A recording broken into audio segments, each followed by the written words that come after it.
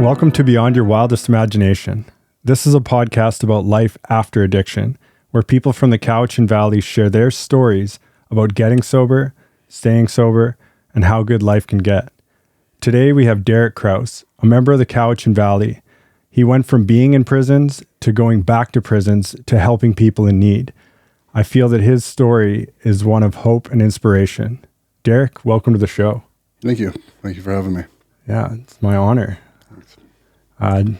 You and I are friends out of this. Yes, we are. And I'm really grateful that you're here today to share your story and let people know a little bit more about yourself. Sure. If we could go back to where it all began, I'd like to get your take on where did your addiction start for you, Derek? Childhood.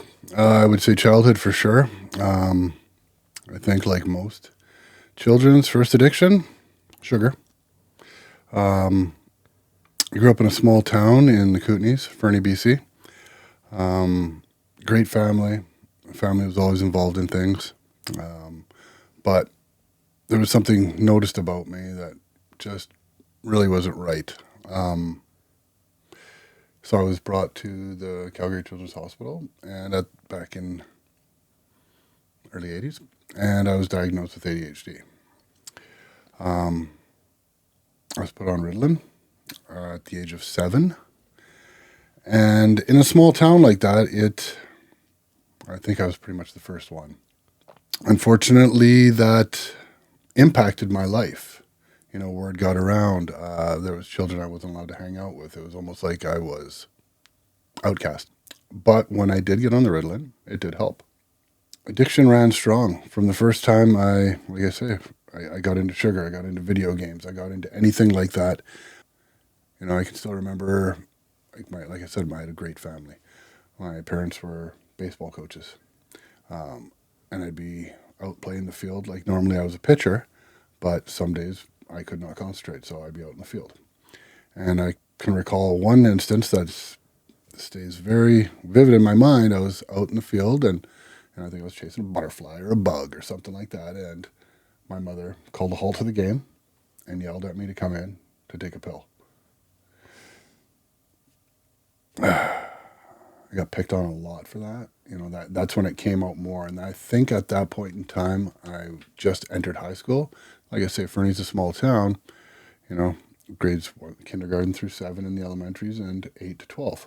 So I just entered high school at that point. I think I was 13. And then it really got out, right? And I was bugged, I was teased, I was this and that. Shortly thereafter, I made the conscious choice not to take the medication anymore. And, you know, looking back on it now, and things started to really progress in a downhill spiral for me at that point. It was at that point, within the next year, I started failing. How old were you then?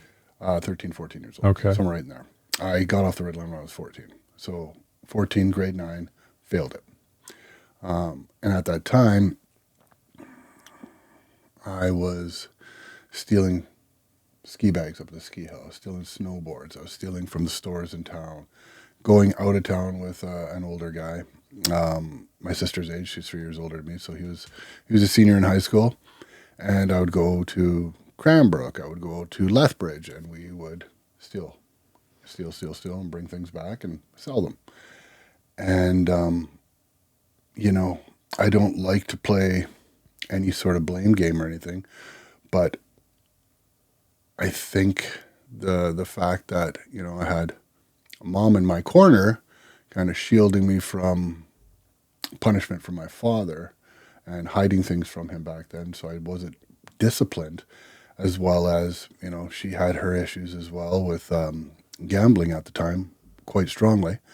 And there'd be times when I would end up going across the border with her, which is a 45-minute drive from Fernie down to Eureka, and she would play the VLTs down there and bring me home, and I'd have to lie to my dad about where we were, and I would be bringing cartons of smokes in my jacket or on my clothes or hiding it under me while I'm sleeping in the back. And, that kind of progressed to, next thing I know, I'm stealing logs of chewing tobacco down there and stuff and bringing it to the guys at school, because as a kid that's bullied, all I ever wanted was to fit in. I just wanted to fit in. I wanted to be part of. And I didn't get that. Next thing, I'm giving guys things, and, I'm not being bullied as much. At least not being bullied by those that I'm giving stuff to. And it kind of gave me, I guess, a glimpse of hope that, this is how I prevail through this. And then, of course, stealing alcohol from my parents. Like I said, they used to go down to the States all the time, so the beer fridge was always full of beers, and they had a ginormous liquor cabinet bar, and, I would steal alcohol from them, and I would give it to others. And I didn't really enjoy the way alcohol made me felt back then until I did. And it was then that I got into using marijuana, smoking drugs. And then it spiraled more and more. And next thing I know, I'm like, failed, kicked out of high school. Here's another thing I just wanted to step back on. For the longest time, when being bullied, my parents knew what was going on, but my father, who was an old tough guy from way back, he always told me, it takes a stronger man to walk away, walk away, walk away. After a certain amount of time, he said, you know what? Do what you got to do. And it was at that point that I did, and I fought. Well, I can't say I fought. I laid a good licking on the tough guy really quickly, twice, real quickly. And I got expelled. And next thing I know it, I'm in the town over. I tried to go up into Alberta to try and get a job up in Banff, but I was still only 17, so I couldn't get the staff accommodations. So next thing I know it, I'm in Cranbrook, and I'm doing my same stuff, hanging out with older guys, doing stupid stuff. And then I got a phone call from a friend. Hey, why don't you come out here to the coast? Stay with my dad and I. You can get a job where I'm at. You can go to school where I'm going to school. Why don't you try that? Because what you're doing is not working. So I did that. And it was fine until it wasn't. I had so much anger and so much resentment built up towards kind of, I guess you could say, bullies at that point in time, that, I guess one of the bullies of the secondary school I was attending in White Rock said something to me one day, and I lost it. I attacked him, and I got kicked out of there. And it was shortly after there, I ran into one of the guys from Cranbrook that I knew in Vancouver, and I started living with him and started doing crime and hanging out with street gangs there. So do you think that you mentioned that you felt a sense of belonging from, you were giving things to these other kids, and that gave you a sense of belonging, and you didn't feel that belonging prior to that? Absolutely. What was that like? It felt good. It felt really good. Like, it was, okay, I'm not getting picked on by these guys. These guys are coming to see me. They're placing orders. I didn't see it in the effect that I would see it now that I'm being used. I saw it as, oh my goodness, here it is. I'm in. And, that kind of escalated into later years. By the time I was 18 years old, which was in July of 1994, by January of 95, I was sitting in adult prison. Up on a bunch of charges: fraud, theft, vehicle theft, you name it. Like, I learned a lot of things when I was running with the gangs in Vancouver, and then I ended up getting all this trouble. Started getting caught for things in Vancouver, and that's when I went back home. And, I lived a great life in 94, I guess you could say, as an 18-year-old, being 18, going to Alberta, being allowed to go in the bars, and, going to a new town, and nobody knew me. Nobody knew the story of who I was before. Nobody really knows the story of who I was before, because I was a troubled child. I wasn't able to be who I wanted to be, so I changed myself. So in a sense, that gave you this new slate that you could just be new Derek without all that ADHD and all the past. All of it. But the ADHD, the impulsiveness, all of that still came with it. And at that point in time, as it went, I don't, like I said, I don't like playing the blame game, but, my mother hiding things from my father and stuff, so I didn't have a full sense of consequence. And that really, really took hold as I started to do other crimes, other things. And I'm sitting in prison, and, back in, I ended up going to jail for, I got sentenced 75 days in Alberta. I did that, came out, then had some more charges pertaining to that time. In BC, I did another 4 months, and I was out for a couple of months, and the crimes escalated. I started doing armed robberies, did a home invasion, did all this stuff, and I'm like 19 years old at this time. And during this time, were you actively drinking and using drugs? Yes, I was, and that's what I'm trying to get at. I was in this mindset that I wanted to go to the bars, I wanted to be in the nightclub, and be all that, but I didn't want to work. I didn't want to work. I didn't want to go get a job like, most of my other friends. There was a couple of us that did this thing. There was one of my good friends who was working, had a job, doing this, but he was out there committing these armed robberies with me. And in January of 1996, we were arrested. One of the guys that I did one of the big crimes there with, he's no longer alive, but he gave the police a bunch of information, and I just copped everything because I did not want my friend, who was getting ready to go to college, had a job. I'd been there already. I did not want him to go through it. The other two, they were busted on it, so they're coming with me, and whichever. So this other guy, he wrote the statement, and I just said, no, this guy did not do it. I did everything. I don't know who I was with. That's it. Plain and simple. And the thing is, and I'll touch base with you on this later on, but I was looking at a lot of time. Like, I could have been looking at 20 plus years to life if they would have charged me with minimum of every charge that we could have been charged with. 19 years old. Wow. At the time, I was like, whatever. I did it. So I didn't have a full grasp on consequences when doing things, the impulsiveness. But at the time when I'm looking at all that, I have so many charges on my record, and I have never gone to trial. If I've been arrested for something I did, I admitted to it. Let's get on with it. Let's not waste time. Let's just go.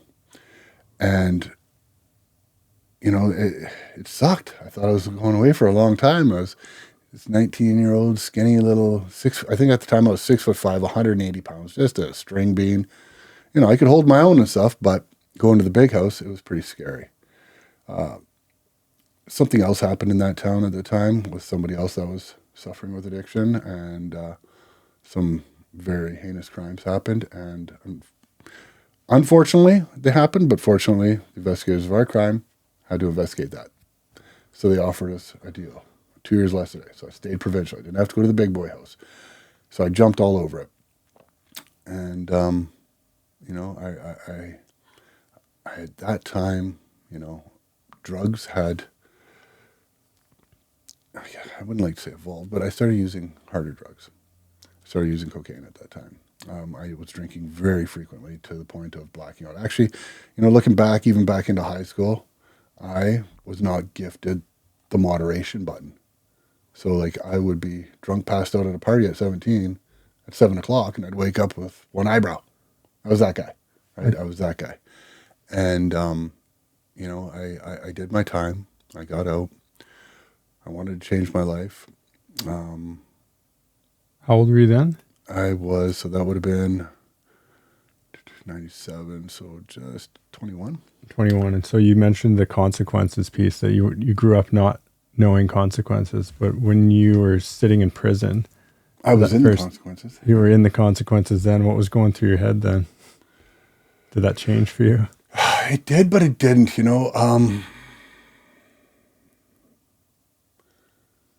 I didn't just, I learned to do my own time, so I didn't get involved in anybody's crap because I saw what happened when people did that. But I also didn't just better myself when I was in there. I hung out with older convicts. I learned different things, and I came upon the mindset that this is who I am. I'm a down for whatever guy. I do things. If consequences catch up, they catch up. It's part of it. And unfortunately, that was my mindset for quite a while after that. Even after I'd been released and I said, I'm not doing this anymore. And I was engaged and I was in carpentry school and all this stuff. But the addiction part had a good hold at me at that point. I was then, smoking freebase at the time. I was doing anything I could get my hands on. And looking back on it, it was, I'd say probably a bit of a coping mechanism to numb mental anguish that I had. This was during prison? No, this was after I'd been out. I managed to, I finished my parole and all that, and I managed to go a couple of years without anything in the system until I wanted to have my cake and eat it too. I wanted to live this family life. I was with an older woman. We were engaged. She had an older child. So I was playing the dad role and stuff. His father was still in active addiction. And I guess because I had not grown into an adult, and let me tell you, I didn't grow into an adult for a very long time after that. But it was just too much for me. And an opportunity came for me to go back to Vancouver, and I jumped all over it. A friend who's no longer with us anymore as well picked me up, and off we went. And and life got worse there.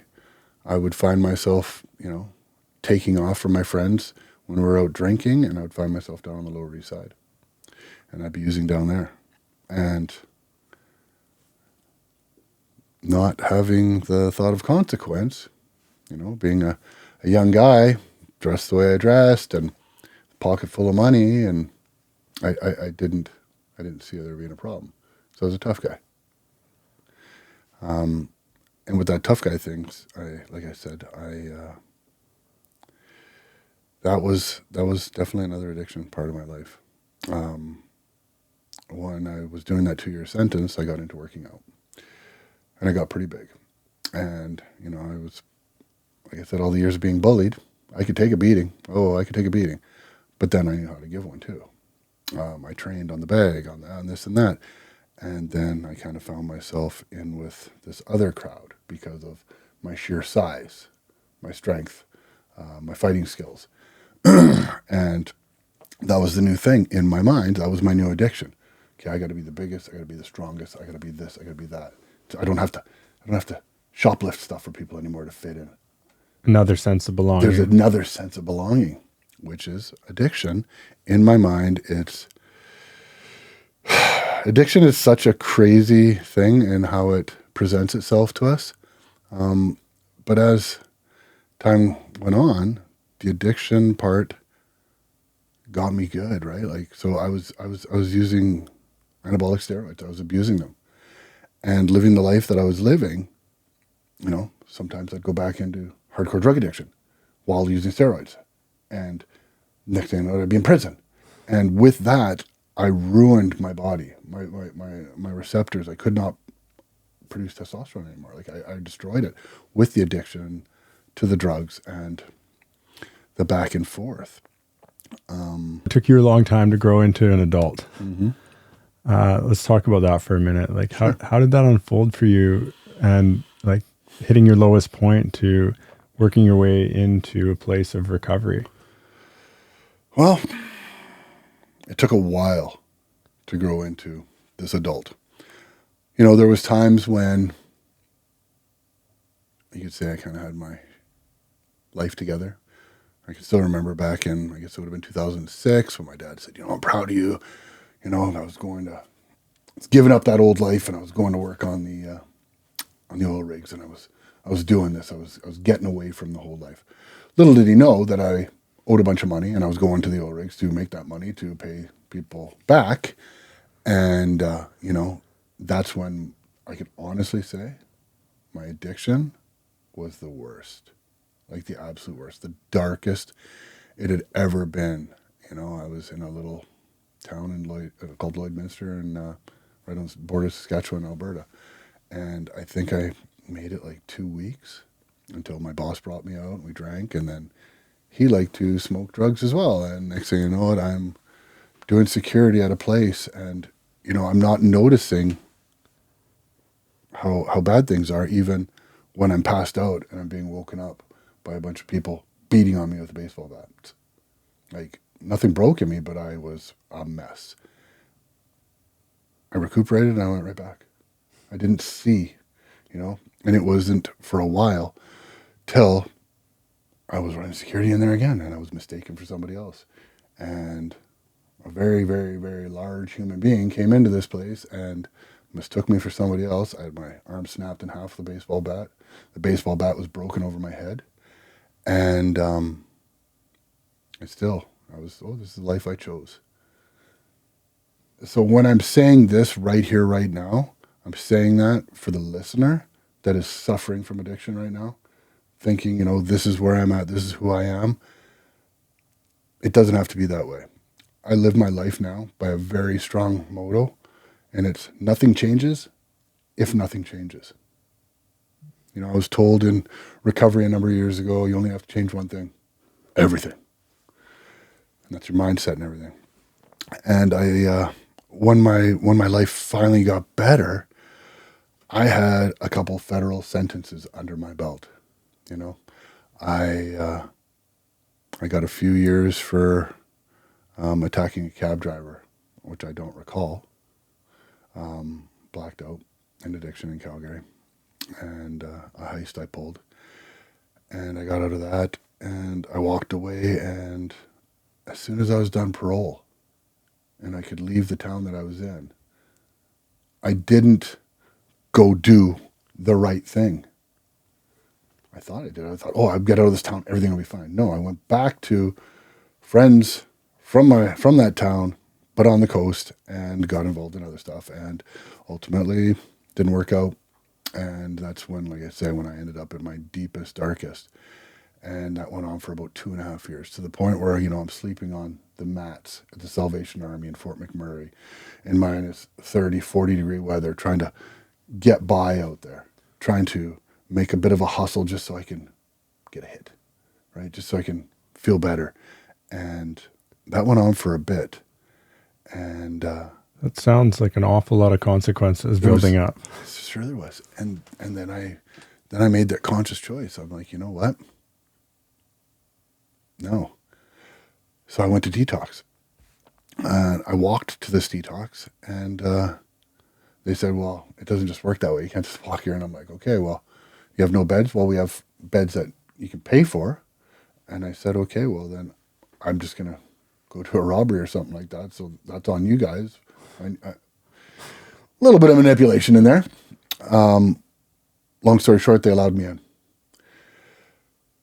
And that's, I chose, okay, I need to make a change. This is not good, you know. I got a hold of my family, who had pretty much written me off at that point. My sister had already written me off from my first federal sentence, disallowed me to contact my niece and my nephew. And I just wanted to be normal. Even though in my mind, the only thing that's normal is that little setting on the washing machine. I think, what is normal, right? But I wanted to be a member of society, a contributing member of society. Well, let's talk about normal for a second. Sure. I think for our listeners out there, I'd like to bridge the gap between the things that you're talking about that you've done in active addiction and I myself have done, Mm-hmm. and probably every addict out there has some shameful things that they've done. Sure. Can you help the listeners understand what the difference is between those things that we've done and who we actually are inside? And Absolutely. I remember when I first got into recovery, and I was introduced to a 12-step program, and I was kind of reading about the steps, and had somebody kind of sort of explain it to me. And they're talking about making amends, and I'm like, there's no way I can do that. Like, some of the things I've done, I can't.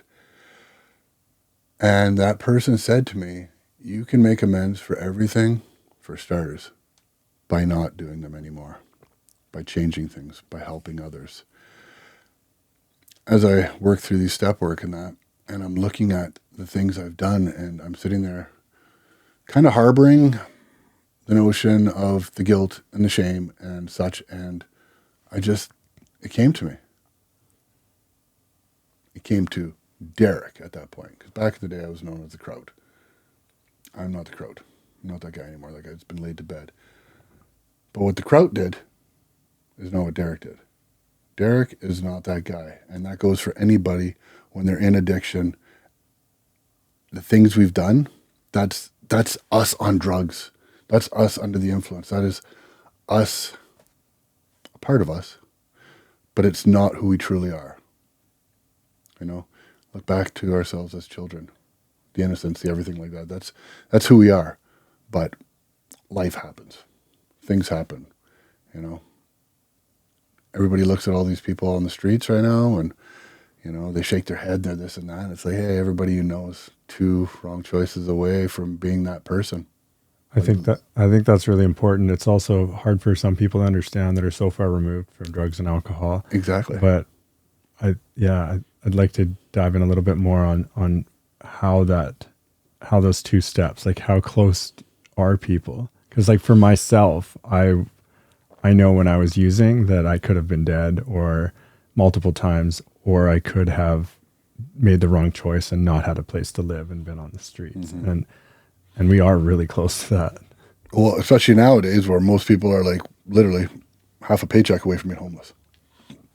I look back to when I first started using and partying and all that stuff. I did it because it was fun.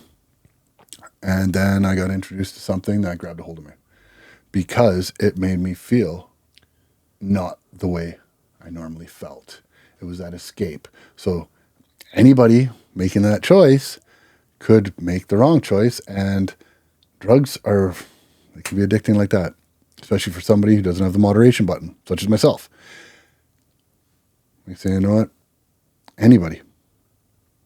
They could have everything. And I've met many people that have had amazing lives, owned houses, businesses, multiple vehicles, properties, this, that, and the next thing. Couple wrong choices due to, and this is the thing, it's usually due, you know, people are like, oh, alcohol is the gateway drug, or marijuana is no, trauma is. Trauma is the gateway drug.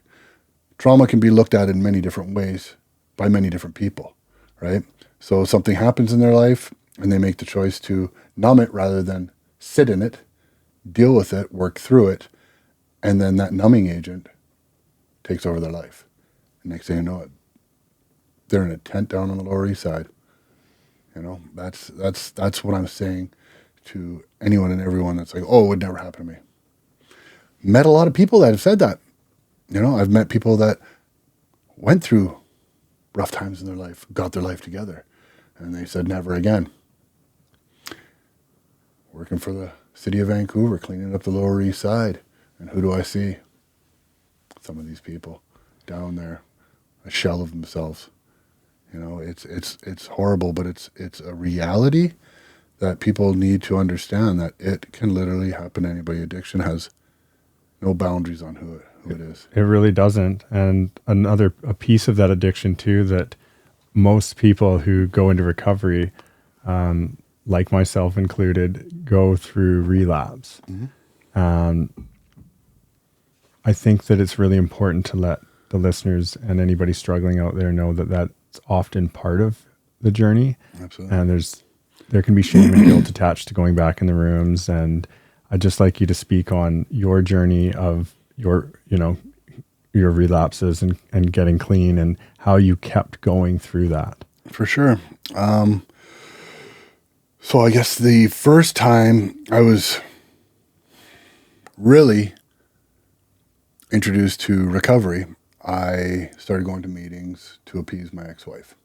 You know, I never saw the problem, even though, like, looking back on it now, it's like, wow, man, problem was there from when you were 17, your eyebrow got shaved, bro. Like, come on. But I never thought I had the problem. I never thought of it in whichever way. And I never got clean through all that stuff. Like I said, being beaten with baseball bats, been I've been trunked and duct taped and taken for drives, and I still just kept going back. So I get it to the listener or the person that's able to watch this podcast right now. When you think that you're deep down in there and there's no way out, I'm telling you, there is. Been there, done that. Now the relapse. So when I got introduced to it, I started going to meetings. I started collecting chips. But I wasn't fully committed. And because of that, I started lying. Every time I would go to camp out in northern Saskatchewan, and I'd go my wife at the time would drive me either to the airport or to the sea bus, and I would head out there. I was getting loaded on the way. It was already planned. I already had stuff that I'd picked up to use for that one night before I went into camp. It was my one party night every 6 weeks. That's how I did it. Because before I started going to meetings, it was about a week after I got out of camp. It was like clockwork. But then, let's just fast forward a minute. I never made a flight one time right before Christmas. I blew a lot of money. I didn't show up for work. I turned off my phone. And I was in a trap shack in Calgary. And I think I overdosed a couple times for sure. I know I did. But then I got home. Of course, I told my wife, this will never happen again. And she just looked me pan-faced in the eye and said, how are you going to do this? I'm not going to tell you how to do things anymore because you're not listening. How are you going to do this? And I said, you know what? I'm going to go to treatment. I got a hold of my work and they're like, okay, perfect. So I went to treatment and I got in there and I really got into it. I did everything I could to eat, sleep, breathe, and dream of recovery. And this was in the December, this would have been Christmas time of 2013. And I stayed clean for years, for years. And I was doing youth detoxes. I was going into the youth prisons. I was giving back any way I could. As soon as I got out of treatment, I was even volunteering to drive clients around, do whatever I could, just give back, because all of my life up until then was complete self-centered selfishness about me. And that's something I learned. It's about helping others, getting out of yourself. And as time went on, and we're talking about relapse here, there would be people that I would see in the rooms, and like every week they'd be taking a white fob. And I'm just like, oh my God, like what is wrong with this guy? Like, how do you not get it? And as time went on a little bit further, I don't know if it's because I let ego get back in, but it did. And unfortunately, I went back to an old life, which ultimately cost me my clean time. And it kind of humbled me, but it didn't. It didn't because the way I used and stuff, it was right back where I left off. It wasn't like a slow little progressive thing. It was like wham, bam, phone off, gone. And at this time, I had stuff. I had things. Like I'd worked, I had credit. I had a beautiful Harley. I had a beautiful truck. I had things, but none of it mattered once that addiction came back in. It was like, I don't care. I don't care that this bill payment is coming or this or this or this. It was bang at it. And I went back to the rooms about a week after that, came back, had a piece of that humble pie. Like, oh my goodness, I'm actually this guy. I thought I was going to be the one that's got clean and stayed clean forever. Just out of sheer stubbornness. But no, it didn't happen. I relapsed a couple more times after that. And I put myself back into treatment. And it was very difficult for me. And I get it, and it's very difficult for a lot of people. But to those out there, never give up. Don't. Just keep coming back. Just keep going back. You'll get you'll get it one day, and you'll get that good life, And it was the punch in the gut that I needed. Because like I said, the ego, like I'm this caring person now. You know, I'm this person who I have not seen or even known about since childhood, because I just got worse and worse as the years went by. And I think you mentioned too, like that part of your relapse, you mentioned like being a normie and being normal. Yeah. And so that's often referred to in NA programs as reservation. And part of you thinks, you know, one day when once I'm fixed, right? Yeah, once I'm fixed, yeah. then I'll be able to be like everyone else and have a drink. I'll be able to just like go out casually. Enjoy the party and shut her down, which I never was able to do. And that didn't work for you. It didn't work for me, Brandon. Like I got back into recovery, and the second to last time before I went to treatment, the last time, I said to a friend, I'm like, you know what, man? I wanna have fun. I wanna have fun like it used to be. Let's go park our bikes downtown. Let's go to a gentleman's club. Let's go have a bite to eat. Let's go to a nightclub. Let's whatever. You know, let's go back to those days. So okay, and he picked up some drugs. We did 1 line each. 1 line each. And I was in a hotel room for 4 days again. Just like that. Everything gone. All thoughts and everything. When they say you go back to where you left off, you go back to where you left off. There was no fun. There was no moderation. There was nothing. But like I said, I put myself back into treatment because I knew. And that was a part of, you know, looking back now, it's like, that was, how do I say this? You know, I felt like I wanted to be around this. I wanted to be around that. And it's like, I was completely surrounded by people that loved me in the rooms. We are brothers and sisters in there. We do what we can to help each other. So I went back to treatment. I did everything I needed to do. Unfortunately, you know, too much damage, too much trauma, too much everything. My marriage to my wife ended. And I just was plugging away, doing my thing in Vancouver. And I went on a road trip one day to go visit family. And when I came back, I realized how good it felt not to be in the city. It was just a weight off my shoulders. So that's when I decided to move out here to the Cowichan Valley. Not right at that point. You know, I had a number of years clean.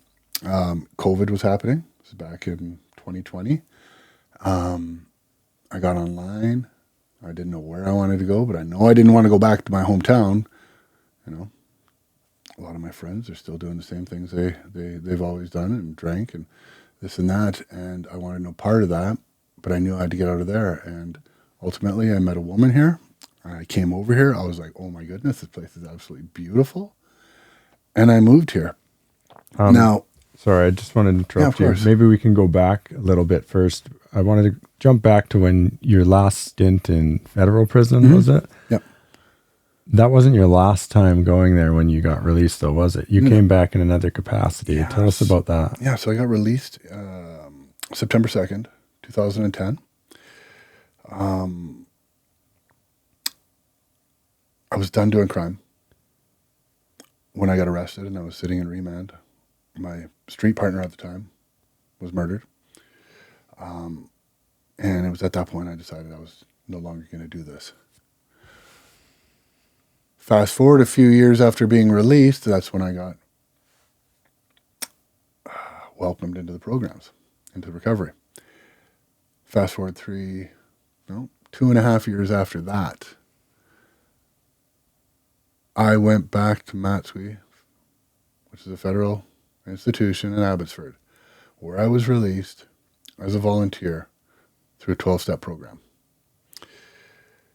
Like I said, I'd gone into youth prisons at that time, done detox panels, done a whole bunch of things, giving back. But going in there was a different story. I remember when I first got in and went through the induction area and came what's called the breezeway out there. And that steel door and the way they lock and the way it closed behind me. I shaved my head. I whatever little follicles were there, they tried to stand up as if I had hair on the body. Like, it was like, wow.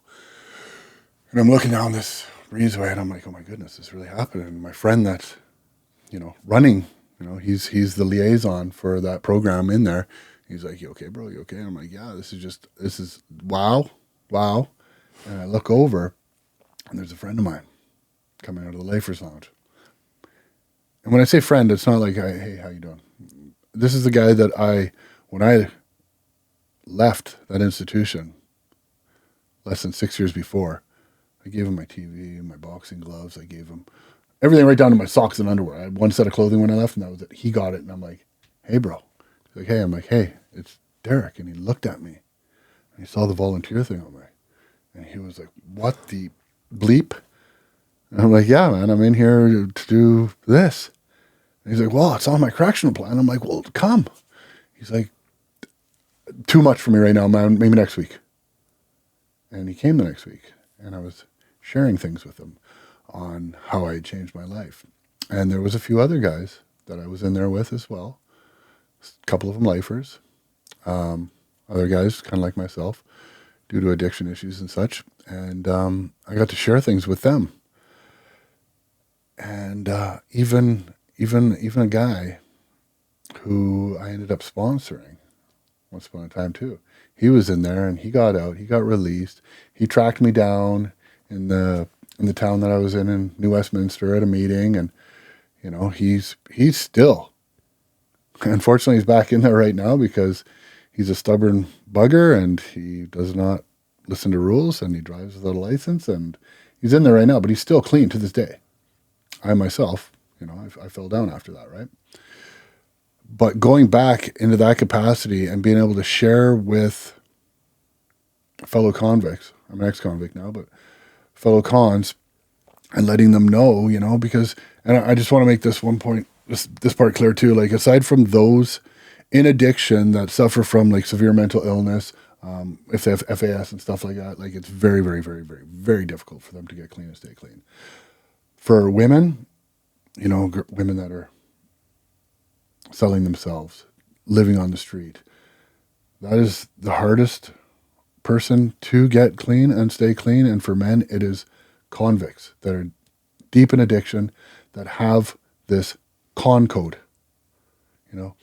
F the government, F the police, all that sort of stuff, that mentality, that institutionalized, a person will never get clean and stay clean with that mentality, or they'll never at least stay away from that life. It's dang near impossible. So now I'm in there and I'm sharing how to do this with these guys, and I'm trying to get this into their head. Very difficult to get it into their head because you're in there. You need to live by this con code. They're still living by it. Yeah, right. And in a bit maybe I'll get on to how I dealt with something later on. But getting in there, like the utmost gratitude that I had for recovery, for myself to be able to go in there and talk to these guys, to share my story of how I did it. Because they know my story of who I was. Because we are we. And, some of the people getting out and cleaning up. I think that's really important. I think that by you going back and sharing your story, and like you're sharing your story today, that has such a huge impact. You've had that lived experience. And I imagine throughout your recovery and your journey in life in these later days, you've probably helped a lot of people. Is there anyone in particular or a few people that you'd like to talk about that you've had a direct impact on? Yeah, there's definitely a couple for sure. I think back to going into the youth detox and there being this young buck in there, and I could see things in him that resembled a young me. And I remember sharing my story with him. And then he got out of there and he approached me at a meeting in New West, and we talked. I think Josh has got about 9 years clean now, maybe 10, somewhere in there. Doing amazing. So amazingly. One of my other sponsees that I had, he was going to meetings back in the day. He wasn't in treatment or anything. I was in treatment at the time, and I'd never seen him before. And I walked up to him and I had a chat with him, and he shared where he was staying and this and that. And long story short, I said, "Get to where I'm at. Come to this place." And he eventually got in there. He's from Manitoba. He's had a life as well. He's done some time. He's all that in a nutshell as well. And while he was there, his ego, I guess, he went to return a set of clippers. They wouldn't take them. And he's like, sorry, I don't have the receipt. I bought them. But anyways, long story short, he walked out with them, got charged, got kicked out of the treatment center. I made him stay with me. He was ready to go down to the Lower East Side. He'd made up his mind. He was going down there. I'm an F up. I'm this. I'm that. I can't. I'm like, no, brother, you can. I made some phone calls because I'd worked in some treatment centers. I got him into a place. He ultimately wanted to be back where he was. I said, just keep hounding these guys. Get some, keep doing the next right thing. And he did. And he's coming up on 6 years. Wow. He did it right, and he's got this amazing career. He's got an amazing partner. He's got a couple cats and a dog. He lives on a sub penthouse. New West. He's got this. It's a dream for him, right? Like it's amazing. And all it took was a little bit of compassion from you, absolutely, to help him along his way. And you've had that compassion. I mean, you and I spoke about this off camera. That job that you had down in the streets there, where you were working there with compassion. Oh yeah. And let's maybe speak to that. Yeah. So I used to work for the city of Vancouver, in the sanitation department, night shift. My first gigs were cleaning up the Lower East Side, driving a little Nissan pickup up and down Main and Hastings, Cordova, Pender, picking up stuff with a shovel and this and that. And, I'd already been in recovery for a bit at this time, and, I'd seen people I knew. I suggested they came back. I showed empathy and compassion. And, and still a couple of them reach out and they're like, dude, I still haven't forgot when I was going to pick up and you jumped out of your garbage truck and ran over to me and actually kicked me and said, get the heck out of here. And I did. Thank you. But I remember I was cleaning up Gastown one time and I saw this guy and, I was ahead. I was ahead of my schedule. I was doing good. So I'm like, you know what? I've got some time. I'm gonna spend a moment with this gentleman. He had a chopstick. He was kind of digging in between the cracks. And I just, I myself personally have not ever got to that point because crime was part of my life before addiction was. Crime was an addiction for me. I needed something. I did something to get it. But it resonated with me. And, I held some space for him. And I asked him, I said, I know the struggle's real, brother, like this, that. And I let him share a bit of his story with me. And I made some suggestions. Fast forward about 6 weeks later, one of my sponsees is working at a treatment center. And he's like, hey, do you remember this guy? And I'm like, yeah. He's like, well, he's here now. He just got a month clean. And he says it's because of you, brother. Oh. And I was just like, oh my God. And I welled up and, I kind of get a little bit choked up now, which is very different from the person I used to be. I had two emotions. Like I was choked or not quite as choked. Like that was it. Like that was my life for a long time. And getting in recovery and discovering who I am and giving back, these emotions started coming out. The love, the empathy, the compassion, the love for myself. And that was the big thing. Like we can try to love everyone we want to love, but if we don't love ourselves, it's only going to go so far, right? And it's going to come back and perhaps bite you in the butt. And, I owe that to the life in recovery that I lived. I still live in recovery, just in a different capacity now, right? When you no longer live in Vancouver, no, with that type of compassion, and you have made your way over here.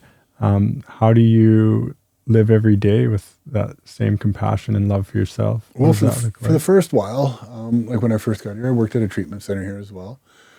And, you know, doing 12-step program, I became a liaison for 12-step fellowship into a prison here as well.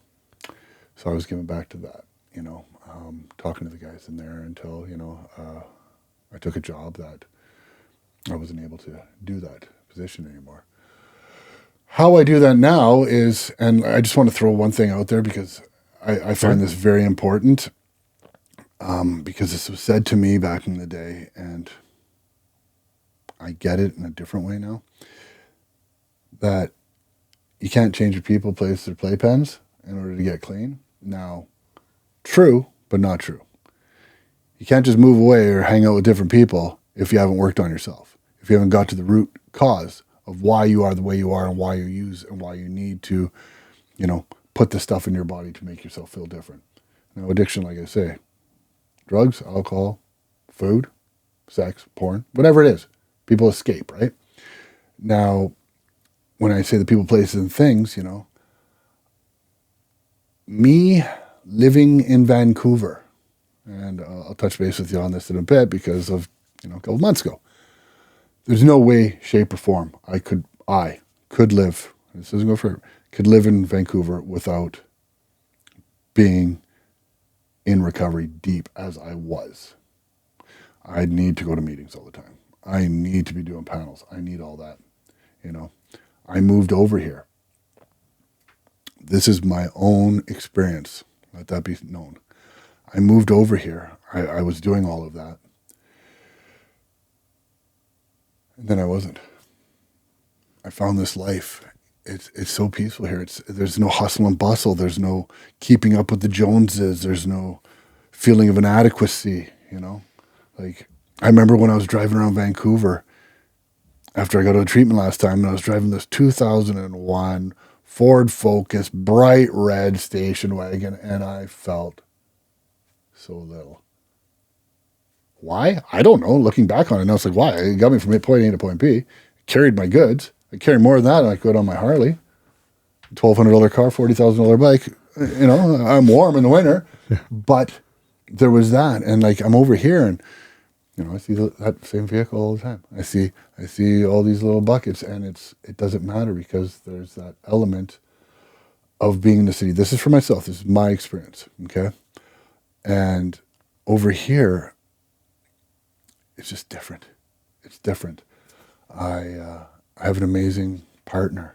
You know, we're 2 months away from having a child. I'm 48 years old. I've always wanted children, but I've known I was in no position to be a parent.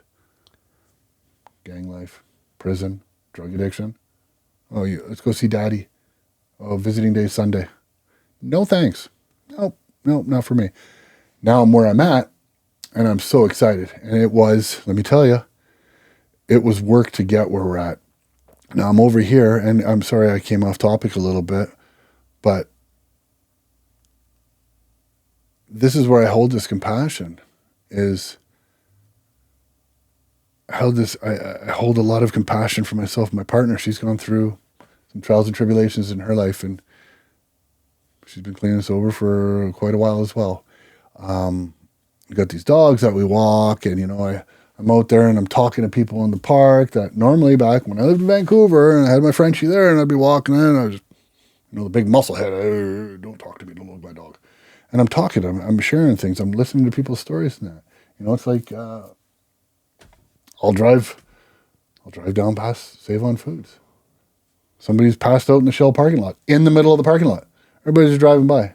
No, that is not why we're here, people. Yeah, I get it. It's a nuisance to some in that, but you guys don't have the understanding that could be your kid in a few years. You get out, you help. I always carry candy bars in my truck. I've got an naloxone kit.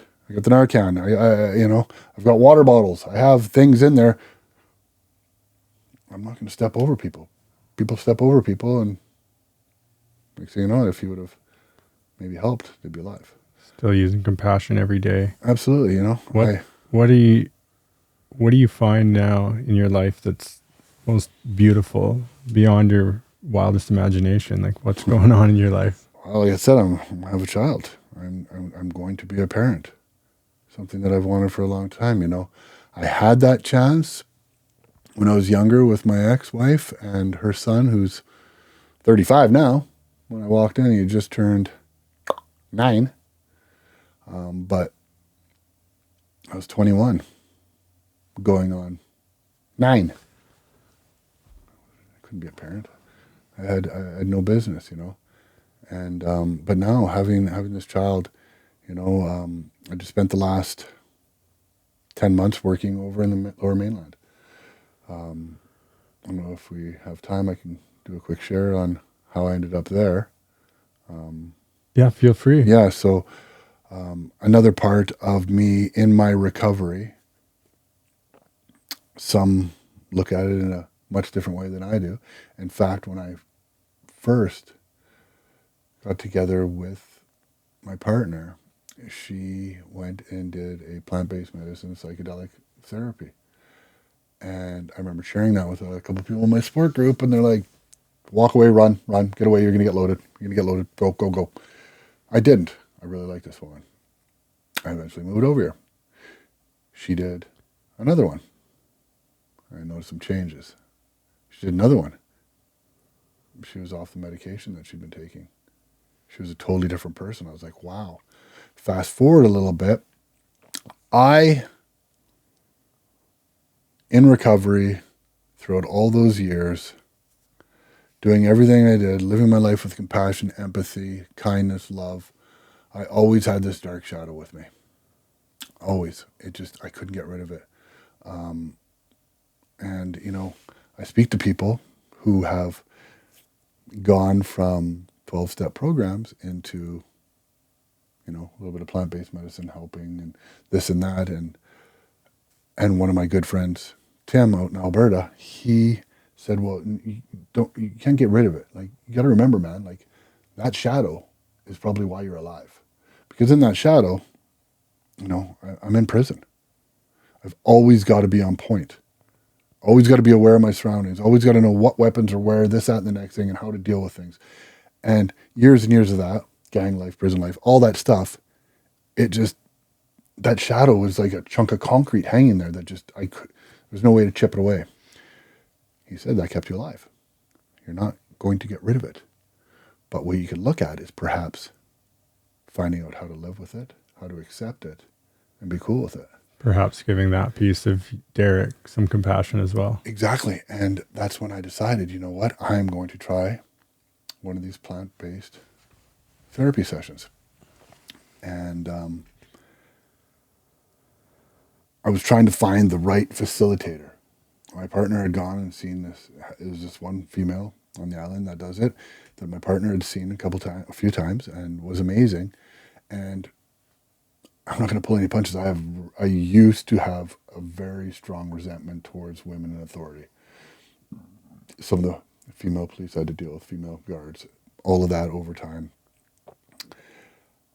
And I had mentioned that to my friend, and he's like, that's why you're going to go do it with her. So I did. And, I did this ceremony. And, a lot of people, oh, yeah, you just got loaded. No, I did it to benefit myself. There was no party involved. There was nothing like that. And as I look back on it, and as, the days turned into a couple of weeks after it, and I guess you could say unpacked some of the thoughts and the feelings that I had around this, I was in this dome and I kept looking out the window. And I looked back and it was like, I remember myself being in my prison cells for all those years, looking out the window, looking over the fence, over through the razor wire, and being like, when I'm out there, I'm going to be out there. Enough of this. I didn't know how to get there, but that's what the medicine brought back to me. And as I unpacked, I discovered that's what it was telling me to do, is to get out there, to do things. I started doing cold dips. I started doing breathing exercises, going on hikes. When I did that, on my days off, I didn't find myself in front of the TV watching violence. I wasn't able to feed that shadow, the violence, and bring back things in my life And it helped. And things changed. And then I did another ceremony after that when I knew it was actually real, because because of all the steroids back in the day, I've been on testosterone replacement therapy since I was 40. My body doesn't produce it. Completely lethargic. Off of it, I have the testosterone levels of a 7-year-old. A not healthy 7-year-old. So in order to have a child of my own, I had to come off of that, take other medicine so that my body started producing sperm again.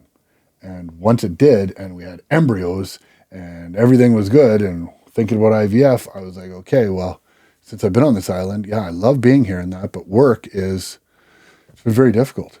It's been very difficult. Like, I get paid a lot less here than I would over there. Jobs you don't fall into. So I did a ceremony, and I did something I said I would never do. After working in the diamond drills for years, being gone half to 3/4 of the year, I took a job on the mainland.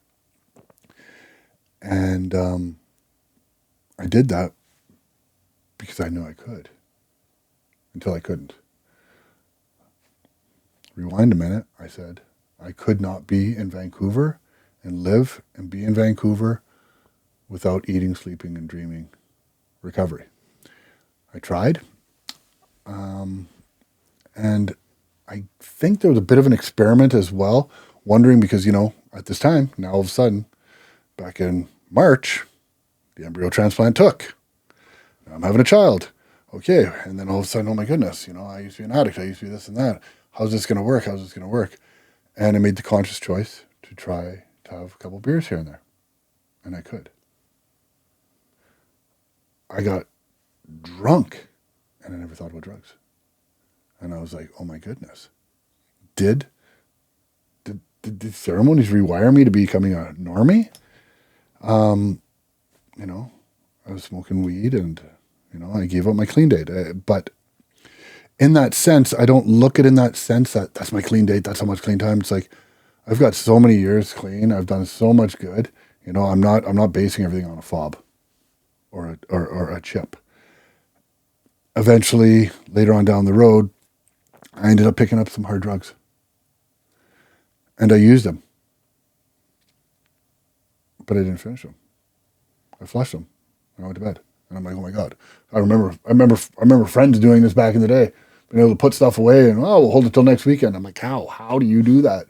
Once I start, I don't stop until I'm completely broke, sleep deprivation, passed out, or in prison. That's how it was. And now it had changed. And to be honest, that scared the crap out of me even more. I shut it down. Completely clean and sober right now as well, again. Am I going into the rooms? No, I'm not. I live in a different way now. I give back in any way. I have this simple life. There's nothing, no triggers, nothing to make me want to use. I'm not solitude like in the Airbnb or the hotel over on the mainland and being stuck there and I'm a creature of routine. I walk my dogs, I do my cold dips, I do my breath work, I do stuff like that. I hike with my partner, and life is great. Well, I think it's really important that you shared that story, and thank you for being so open and vulnerable. Yeah. That part is really important for the listeners out there, especially anybody who's struggling and they're going through revolving doors. I've had friends, they, 20 years clean, they go back out, and it's it can happen to anyone. Yeah. And so by you sharing that, it shows that, I like what you said too, it's not lost. It's not lost. You're not starting again.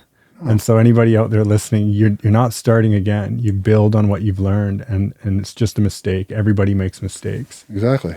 And I remember when I came back after having multiple years of clean time, and then going into meetings and, sharing and, talking bad about myself and my decisions, and, the older wise people that been around for a minute, like, don't be hard on yourself. Learn something from this. whatever it was. Like everything is a learning step. There's curves thrown at us, and it's how we take them. And, like to anybody listening, just keep doing what you got to do. Keep doing the next right thing, Be honest. Like that's one of the biggest things is being honest in every aspect. Like it's very difficult to love yourself if you're not being honest, if you're not being kind.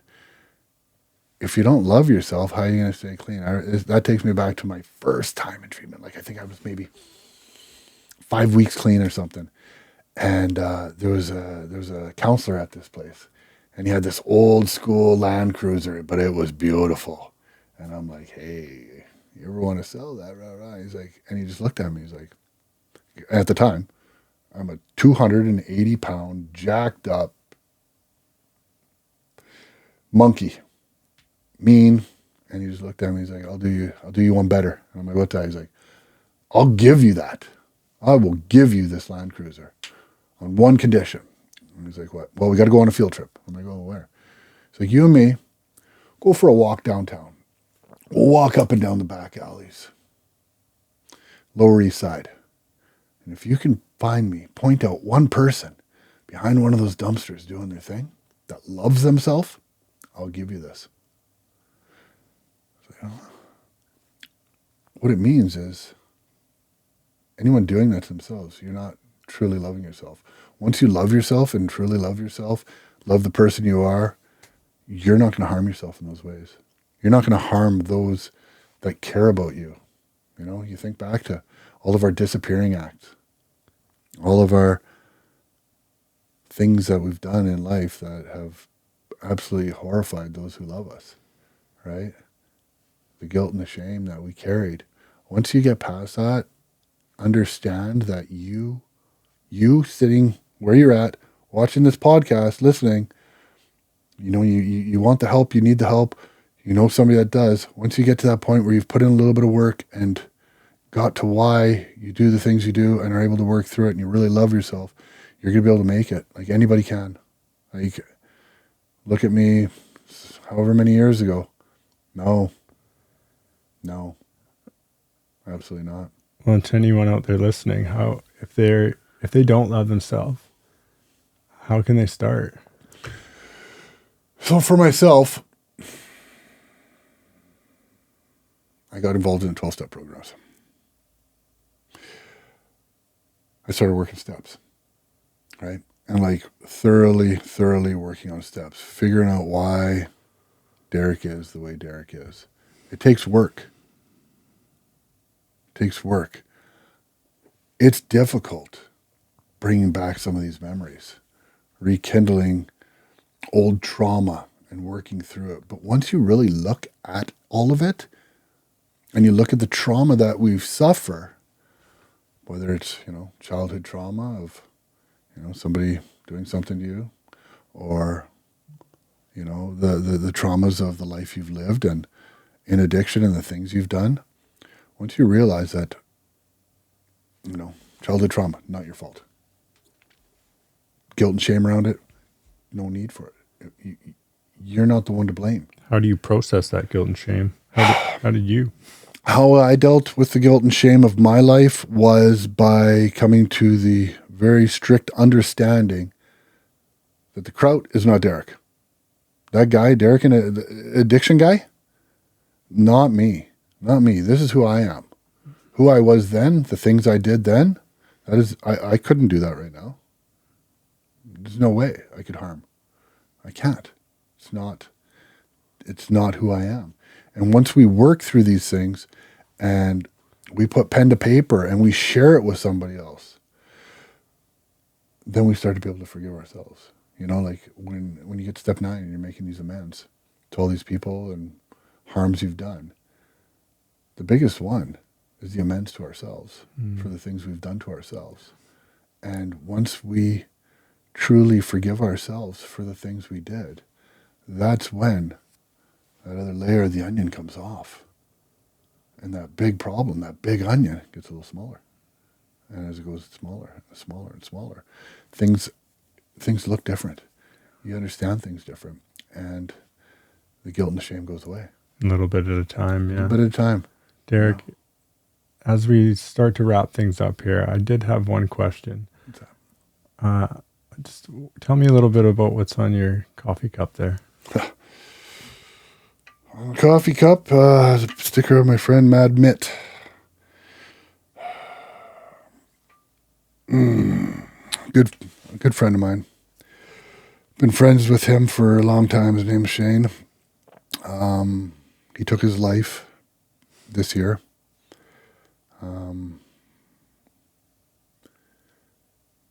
Shane and I lived a life, different life than we do now. He himself was part of what he was part of longer than me. I've been kicked out a couple times because, I was a user. But the thing is, when he eventually walked away, and this is my thoughts on it. I don't know the deep roots. Him and I chatted. We chatted up till I think a couple months before he took his life. He went and took a normal life, moved back to our hometown. And this is where I say people need to work on themselves. You can't just stay inside our heads. You need to talk to people. Please talk to somebody. You go from a life of never looking at a price tag. You look at a life of, as it's called, that good life, or whatever. And he went back to the normal life, working 9 to 5, paying mortgage, or all that sort of stuff. Normal person job. It takes a toll. He got into addiction in a different way. Like I'd partied with him multiple times, and he's like, "Hey, shut down time. It's over, done, shutting her down." Unfortunately, it got to a point that he wasn't able to.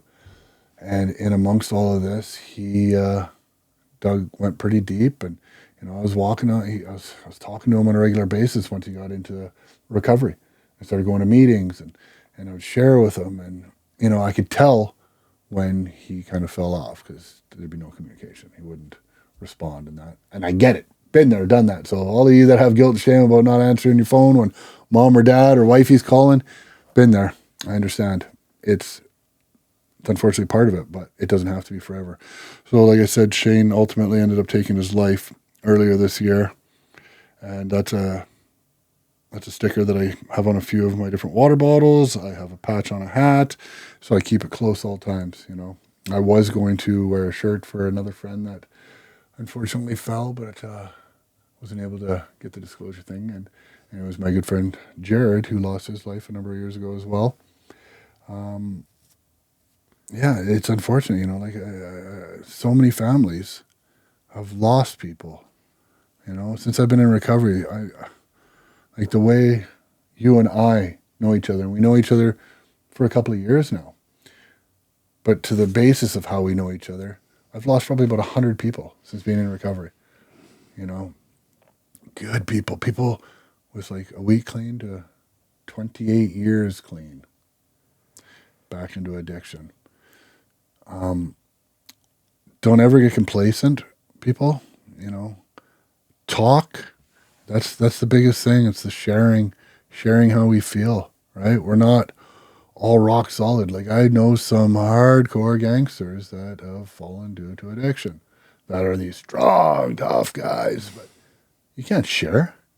You can't just sit there and talk to a person about your true feelings and whatever. And like I look back at a time in my life when I went back to that, when I was in recovery, and I wanted to be part of, and it was like, what am I doing? Why am I walking away from recovery? I am part of it. I'm in it. And like that's why I always wear this, which is the serenity prayer. Mm. God grant me the serenity to accept the things I cannot change. People, place, or things. I can change the way I feel and my actions and reactions. And that's the wisdom to know the difference on it, right? And I say it all the time. Like I'm not in the 12-step fellowship anymore to that capacity, but I still wear this close to my heart.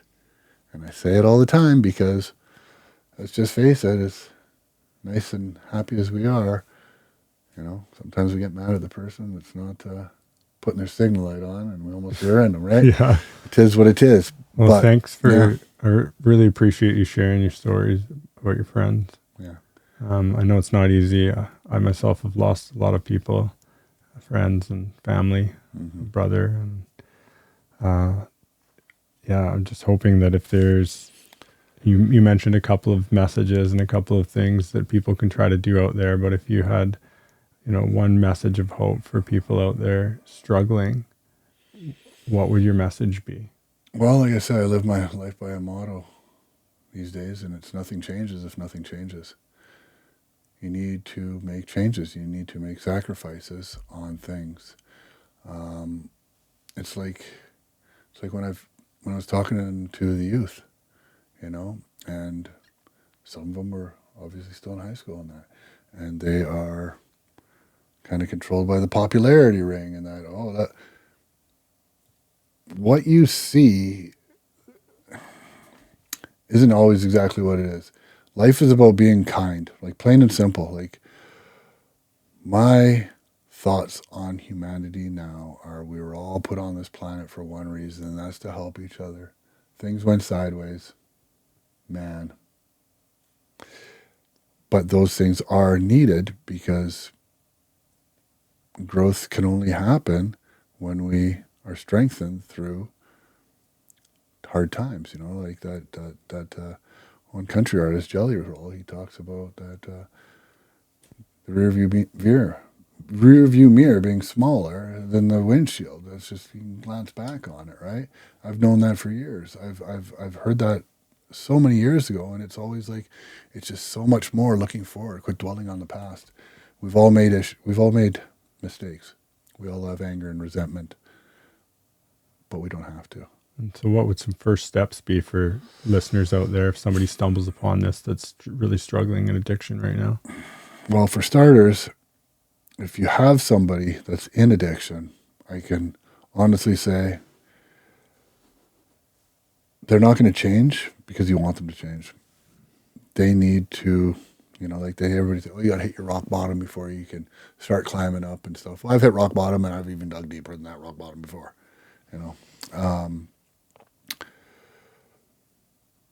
Forgive yourself. Get into a program. Like I was part of the 12-step fellowship for a long time. And, some people will be for the rest of their lives. Some people need to go to 5-6 meetings a week. They need to be in a set of steps for the rest of their life. Some don't. It was a great foundation for me. Don't feel bad about going and doing it. Don't have an issue with, my name's Derek, I'm an addict, or I'm Derek and I'm an alcoholic. Who cares? Do you want to get better, or do you want this little bit of whatever?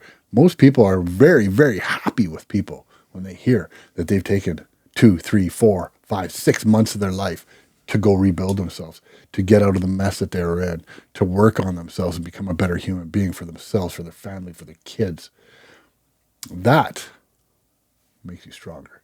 That makes you a better person. Don't look down on yourself for it. Check it out. It helps. It's helped millions of people. Just give it a try. Give it a try. It's a powerful Just message. keep going. Keep going. If you fall down, get back up and go. Get back up and go. And whatever you're feeling, the pain, whatever that's perhaps going to lead you to pick up again, just call somebody. Call anybody. There's hotlines, and especially for those that have been in recovery for a bit. I know how hard it is. I've had drugs and alcohol right there in my hand, and I'm like, I should call. Oh no, I've already spent the money. And then done. But if you can, it is strongly suggested to call somebody, to reach out. And the thing is we don't just end up picking up. It's that relapse began way before we picked up. Yeah, it's that first thought. Yeah, it's the first thought. It's and as adults, we can probably recognize those. I would imagine we can. I know looking back, I could. I know my ex-wife could. Prior to anything, she's like, "Oh, here we go." I'm like, "What?" She's like, "Oh, yeah, right." No, it's true. And with the epidemic that's going out there with the drugs, like. Yeah, I think the epidemic's so bad, and I think that a lot of people are struggling and a lot of people are dying, and I think that that's why we're doing this podcast, so that we can try to bridge the gap between what's actually happening out there and how people are being perceived, and also, nobody really wants to be out there, and we're all just human, and so you kind of touched on that in your message, and I think that you being on the show today, Derek, has a great impact. And I really appreciate you coming to tell your story, a little bit of your story. Absolutely. And if I could finish with one thing, which is for those that are in this community, I'm completely transparent. I have no issues talking about anything in my past or any suggestions I can give. If anyone that sees me on the street, come talk to me. If I'm with my wife and we have a newborn child, we'll exchange numbers and I will come see you. I will come see that person. Like I said, I went so many years of my life just for me. Just for me. And the biggest grown-up thing that I could do and accept is bringing a child onto this earth, especially in this time that we have now. But with the plethora of information and knowledge and mistakes that I've done, I think I could raise an amazing child. And come talk to me. I'm here. Thanks, Derek. I really appreciate it. Thanks again. No problem. Take care, brother. Thank you, brother.